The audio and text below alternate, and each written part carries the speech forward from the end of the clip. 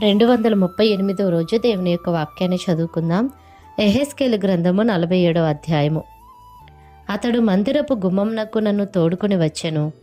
మందిరము తూర్పు ముఖముగా ఉండెను. నేను చూడగా మందిరపు గడప క్రింద నుండి నీళ్లు ఉబికి తూర్పుగా పారుచుండెను. ఆ నీళ్లు బలిపీఠమునకు దక్షిణముగా మందిరపు కుడిప్రక్కను క్రింద నుండి పారుచుండెను. పిమ్మట ఆయన ఉత్తరపు గుమ్మపు మార్గముగా నన్ను నడిపించి చుట్టూ త్రిప్పి తూర్పునకు పోవు దారిని బయటి గుమ్మమునకు తోడుకొని వచ్చెను. నేను చూడగా అచ్చట గుమ్మపు కుడిప్రక్కను నీళ్లు ఉబికి పారుచుండెను. ఆ మనుష్యుడు కొలనూలు చేతపట్టుకొని తూర్పు మార్గమున బయలువెళ్ళి 1000 మూరలు కొలిచి ఆ నీళ్ల గుండా నన్ను నడిపింపగా నీళ్లు చీలమండ లోతుండెను. ఆయన మరి 1000 మూరలు కొలిచి నీళ్ల గుండా నన్ను నడిపింపగా నీళ్లు మోకాళ్ల లోతుండెను. ఇంకా ఆయన 1000 మూరలు కొలిచి నీళ్ల గుండా నన్ను నడిపింపగా నీళ్లు మొలలోతుండెను. ఆయన ఇంకను 1000 మూరలు కొలువగా నీళ్లు మిక్కిలి లోతై నేను దాటలేనంత నది కనబడెను. దాటవీలు లేకుండా ఈదవలసినంత నీరుగల నది ఆయను. అప్పుడు ఆయన నాతో ఇట్లనెను, నరపుత్రుడా, నీవు చూచితివి గదా అని చెప్పి నన్ను మరలా నది ఇద్దరికీ తోడుకొని వచ్చెను. నేను తిరిగి రాగా నదీ తీరమున ఇరుప్రక్కల చెట్లు విస్తారముగా కనబడెను. అప్పుడు ఆయన నాతో ఇట్లనెను, ఈ నీళ్లు ఉబికి తూర్పుగానున్న ప్రదేశమునకు పారి అరాబాలోనికి దిగి సముద్రములో పడును. అప్పుడు సముద్రపు నీళ్లు మంచి నీళ్లు అగును. వడిగా పారు ఈ నది వచ్చు చోట్ల నెల్లా జలచరములన్నయూ బ్రతుకును. ఈ నీళ్లు అక్కడికి వచ్చుట వలన ఆ నీరు మంచినీళ్ళగును గనుక చేపలు బహువిస్తారములగును. ఈ నది ఎక్కడికి పారునో అక్కడ సమస్తమును బ్రతుకును. మరియు దాని యొద్ద ఏన్గేది పట్టణము మొదలుకొని ఏనిగ్లాయిము పట్టణము వరకును చేపలు పట్టువారు దాని ప్రక్కల నిలిచి వలలు వేయుదురు. మహాసముద్రంలోనున్నట్లు సకల జాతి చేపలును దానియందు బహు విస్తారముగా నుండును. అయితే ఆ సముద్రపు బురద స్థలములను ఊబి స్థలములను ఉప్పుగలవయుండి బాగుకాకయుండును. నదీ తీరమున ఇరుప్రక్కల ఆహారమిచ్చు సకల జాతి వృక్షములు పెరుగును. వాటి ఆకులు వాడిపోవు, వాటి కాయలు ఎప్పటికీ రాలవు. ఈ నది నీరు పరిశుద్ధ స్థలముల నుండి పారుచున్నది గనుక ఆ చెట్లు నెలకు కాయలు కాయును. వాటి పండ్లు ఆహారమునకును వాటి ఆకులు ఔషధమునకును వినియోగించును. ప్రభువైన యెహోవా సెలవిచ్చినదేమనగా, సరిహద్దులను బట్టి ఇశ్రాయేలీల 12 గోత్రముల ప్రకారము మీరు స్వాస్థ్యముగా పంచుకొనవలసిన భూమి ఇది. యోసేపు సంతతికి 2 భాగములు ఇయ్యవలెను. నేను ప్రమాణము చేసి మీ పితరులకు ఈ దేశము ఇచ్చితిని గనుక ఏమీ భేదం లేకుండా మీలో ప్రతివాడును దానిలో స్వాస్థ్యమునందును. ఇలాగున అది మీకు స్వాస్థ్యమగును. ఉత్తర దిక్కున సెదాదునకు పోవు మార్గమున మహాసముద్రము మొదలుకొని హెత్లోను వరకు దేశమునకు సరిహద్దు. అది హమాతునకును బేరోతాయునకును దమస్కు సరిహద్దునకును హమాతు సరిహద్దునకును మధ్యనున్న సిబ్రయీమునకును హవ్రాను సరిహద్దును ఆనుకొను మధ్యస్థలమైన హాజేరునకును వ్యాపించును. పడమటి సరిహద్దు హసరేనాను అను దమస్కు సరిహద్దు పట్టణము. ఉత్తరపు సరిహద్దు హమాతు, ఇది మీకు ఉత్తరపు సరిహద్దు. తూర్పు దిక్కున హవ్రాను దమస్కు గిలాదులకును ఇశ్రాయేలీల దేశమునకును మధ్య యొర్దాను నది సరిహద్దుగా ఉండును. సరిహద్దు మొదలుకొని తూర్పు సముద్రము వరకు దాని కొలువలెను. ఇది మీకు తూర్పు సరిహద్దు. దక్షిణ దిక్కున తామారు మొదలుకొని కాదేశు నొద్దనున్న మెరీబా ఊటల వరకును నది మార్గమున మహాసముద్రమునకు మీ సరిహద్దు పోవును. ఇది మీకు దక్షిణపు సరిహద్దు. పశ్చిమ దిక్కున సరిహద్దు మొదలుకొని హమాతునకు పోవు మార్గము వరకు మహాసముద్రము సరిహద్దుగా ఉండును. ఇది మీకు పశ్చిమ దిక్కు సరిహద్దు. ఇశ్రాయేలీల గోత్రముల ప్రకారము ఈ దేశమును మీరు పంచుకొనవలెను. మీరు చీట్లు వేసి మీకును మీలో నివసించి పిల్లలు కనిన పరదేశులకును స్వాస్థ్యములను విభజించినప్పుడు ఇశ్రాయేలీలలో దేశమందు పుట్టిన వారినిగా ఆ పరదేశులను మీరు ఎంచవలెను.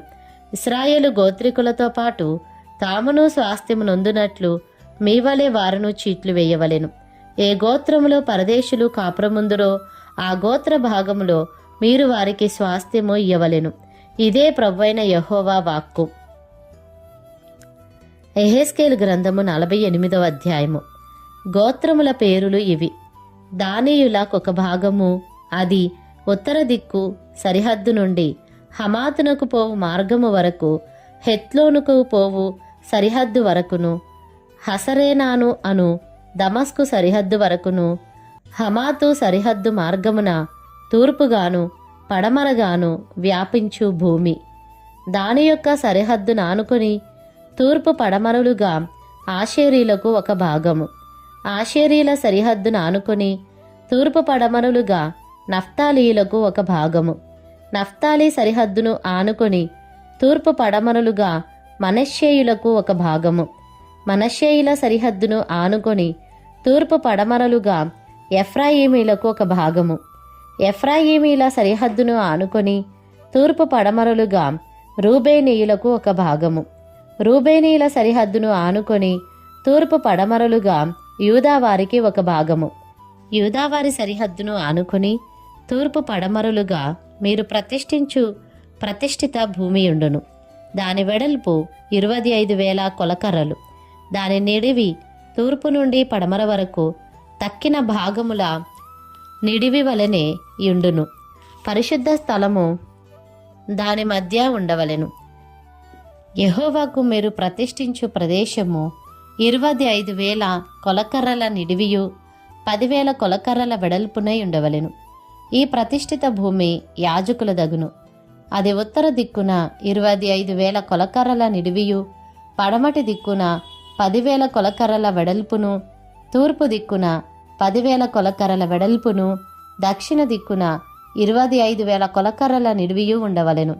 యెహోవా పరిశుద్ధ స్థలము దాని మధ్య ఉండును.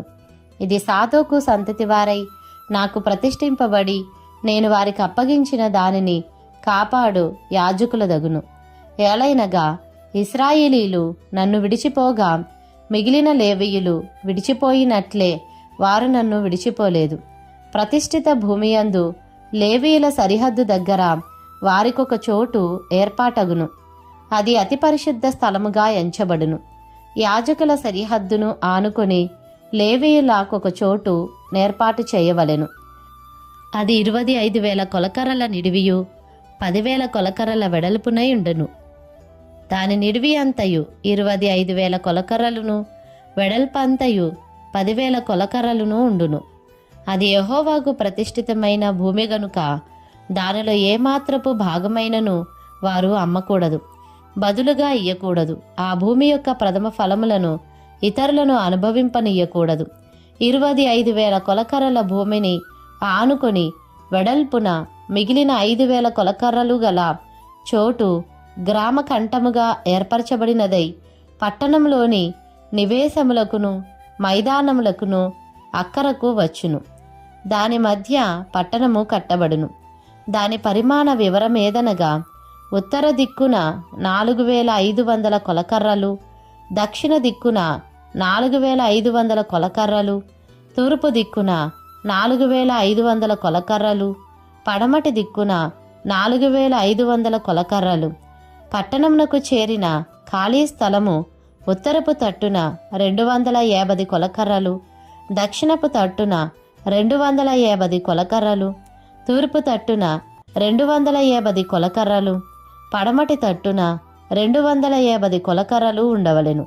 ప్రతిష్ఠిత భూమిని ఆనుకొని మిగిలిన భూమి ఫలము పట్టణములో కష్టము చేత జీవించు వారికి ఆధారముగా ఉండును. అది ప్రతిష్ఠిత భూమిని ఆనుకొని తూర్పు తట్టున 10,000 కొలకర్రలును, పడమటి తట్టున 10,000 కొలకర్రలును ఉండును. ఏ గోత్రపు వారైనను పట్టణంలో కష్టము చేసి జీవించువారు దానిని సాగుబడి చేయుదురు. ప్రతిష్ఠిత భూమి అంతయు 25,000 కొలకర్రల చచ్చౌకముగా ఉండును. దానిలో 4వ భాగము పట్టణమునకు ఏర్పాటు చేయవలెను. ప్రతిష్ఠిత స్థానమునకును పట్టణమునకు ఏర్పాటు చేయబడిన భాగమునకును ఇరుప్రక్కలనున్న భూమిని అనగా తూర్పు దిశను ప్రతిష్ఠిత స్థానముగా ఏర్పడిన 25,000 కొలకర్రలును, పడమటి దిశను గోత్రస్థానములుగా ఏర్పడిన 25,000 కొలకర్రలును గల భూమిని ఆనుకొను స్థానము అధిపతి దగును. ప్రతిష్ఠిత స్థానము మందిరమునకు ప్రతిష్ఠింపబడిన స్థానమును దానికి మధ్యగా ఉండును. యూదావారి సరిహద్దునకును బెన్యామీనీల సరిహద్దునకును మధ్యగానున్న లేవీల స్వాస్థ్యమును పట్టణమునకు ఏర్పాటైన స్థానమును ఆనుకొను భూమిలో అధిపతి భూమికి లోగా ఉన్నది అధిపతి దగును. తూర్పు నుండి పడమటి వరకు కొలువగా మిగిలిన గోత్రములకు భాగములు ఏర్పాటగును. బెన్యామీనీలకు ఒక భాగము బెన్యామీనీల సరిహద్దును ఆనుకొని తూర్పు పడమరులుగా షిమ్యోనీయులకు ఒక భాగము షిమ్యోనీయుల సరిహద్దును ఆనుకొని తూర్పు పడమరులుగా ఇస్సాకారీలకు ఒక భాగము ఇస్సాకారీల సరిహద్దును ఆనుకొని తూర్పు పడమరలుగా జెబూలూనీయులకు ఒక భాగము జెబూలూనీల సరిహద్దును ఆనుకొని తూర్పు పడమరలుగా గాదీలకు ఒక భాగము దక్షిణ దిక్కున తామారు నుండి కాదేశులోనున్న మెరీబా ఊటల వరకు నది వెంబడి మహాసముద్రము వరకు గాదీలకు సరిహద్దు ఏర్పడును. మీరు చీట్లు వేసి ఇశ్రాయేలీల గోత్రములకు విభాగింపవలసిన దేశము ఇదే, వారి వారి భాగములు ఇవే. ఇదే యెహోవా ఇచ్చిన ఆజ్ఞ. పట్టణ స్థాన వైశాల్యత ఎంతనగా ఉత్తరమున 4,500 కొలకర్రల పరిమాణము. ఇశ్రాయేలీల గోత్రపు పేళ్లను బట్టి పట్టణపు గుమ్మములకు పేళ్లు పెట్టవలెను. ఉత్తరపు తట్టున రూబేను దనియు యూదా దనియు లేవీ దనియు 3 గుమ్మములుండవలెను. తూర్పు తట్టు 4,500 కొలకర్రల పరిమాణము గలది. ఆ తట్టున యోసేపు దనియు బెన్యామీను దనియు దానో దనియు 3 గుమ్మములుండవలెను. దక్షిణపు తట్టు 4,500 కొలకర్రల పరిమాణము గలది. ఆ తట్టున షిమ్యోను దనియు ఇస్సాకారు దనియు జెబూలూను దనియు 3 గుమ్మములుండవలెను. పడమటి తట్టు 4,500 కొలకర్రల పరిమాణము గలది. ఆ తట్టున గాదు దనియు ఆషేరు దనియు నఫ్తాలి దనియు 3 గుమ్మములుండవలెను. దాని కైవారము 18,000 కొలకర్రల పరిమాణము. యెహోవాయుండు స్థలమని నాట నుండి ఆ పట్టణమునకు పేరు.